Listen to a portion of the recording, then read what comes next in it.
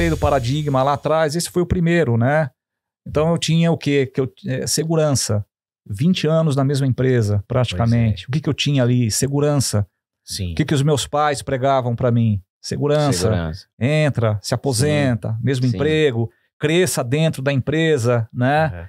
E a hora de tomar a decisão de sair de uma empresa que estava consolidada, virar essa chave, e ir para uma outra cidade que eu não conhecia, uma região que eu nunca tinha ido, eu nunca fui para Campinas dentro daquele período. E sair daquela cultura que você teve de que tem que se trabalhar na empresa, se aposentar nela, né? Quebrou esse ciclo, né? De ficar lá.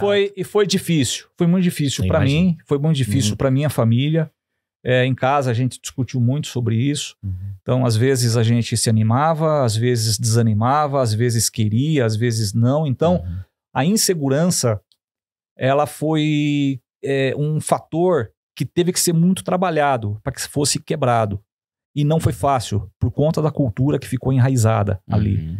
Mas a gente não consegue nada sem correr risco.